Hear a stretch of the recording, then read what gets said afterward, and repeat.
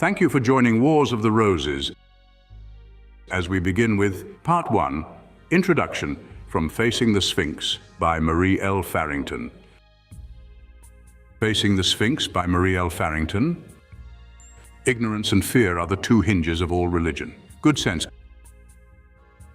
To my beloved son, Joe W. Farrington, affectionately dedicated by his mother. The young sun god, the Gnostic Christ.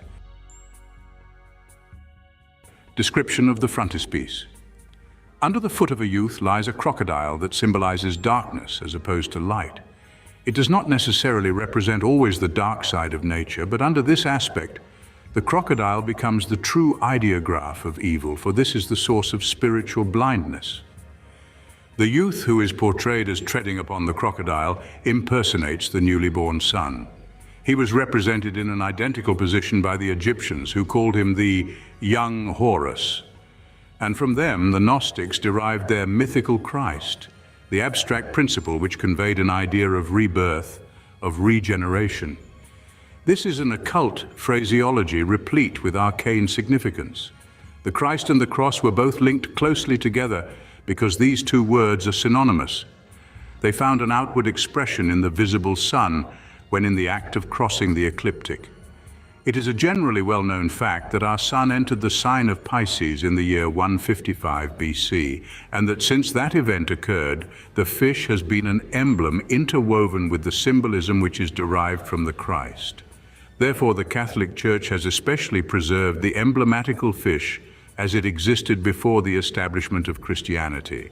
The Egyptians, who were most proficient in astronomy and mathematics, represented Horus as the personified sun entering the sign of Pisces, in the act of rising in the heavens, hence dispelling darkness as typified by the crocodile. The youthful sun was necessarily born in spring at Easter. He carried upon his own head the image of the zodiacal division into which he had just entered, to tarry thither 2,155 years. The three fingers uplifted indicate plainly that this image refers to the unification of the threefold sun, as impersonification of the Trinity in unity. It was verified once a year at the spring equinox, when the newborn Horus rose from the dead on the horizon of the resurrection. In the catacombs, an old Christ and a youthful one were discovered, which is a remarkable coincidence, proving to a certain extent that the early Christians recognized the threefold principle of the Christ type. It is obviously useless to remind our readers that the abstract idea just enunciated has naught to do with the personality of Jesus Christ. If we refer frequently in this work to the ceremonies and emblems of the Romish Church, it is solely because they are remnants of the symbolism of ancient races. We neither uphold the theories bearing on the reality of Jesus' life on earth, nor wish to argue the veracity of the writings relating to his remarkable career. Our frontispiece is intended to convey both the exoteric and the esoteric imagery of the Christ idea, as conveyed by the wise men of bygone ages. It was bequeathed by them to posterity as an imperishable memento of their knowledge in the realms of occultism. In the year 2000 AD, the sun will leave Pisces to enter the sign of Aquarius, facing at the same time Leo. According to certain Kabbalists, the world will then be ushered into an era of quiet strength and superior attainments. Introduction. Dante, in his poem Upon Paradise, relates that the Supreme Being appeared to him under the geometrical figure of three circles.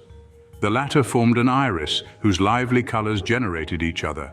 But while he gazed steadily upon the dazzling light emanating from them, he could perceive nothing but his own shadow, reflected by a well-understood process. Thus, while adoring God, man worships his own image, issuing from the kingdom of darkness, misnamed theology. Therefore, as long as the clouds of darkness, or ignorance, its equivalent, will hang over the human mind, so long will tarry the empire of evil among us.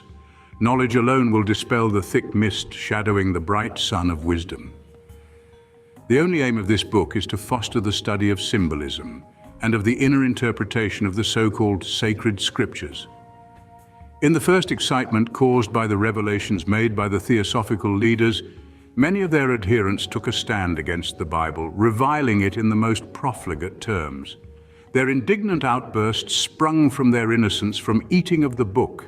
We readily excuse them, for there are still many people who call themselves well-educated, and yet will declare with the greatest ingenuity that even a child can understand the Bible.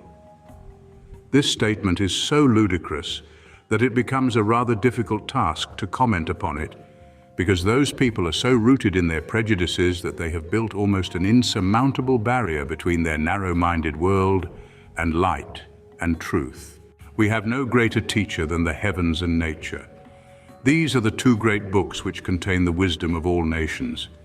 The key to them unravels the mysteries of all ages, and the sooner the world at large is convinced of the truth of our assertion, the better it will be for our present race.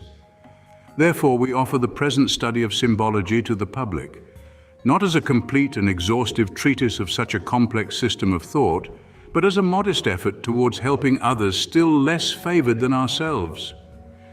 We have followed in the footsteps of learned scholars who have preceded us in the same useful field, and we present the result of their researches in the most comprehensible way allowed by such a deep subject.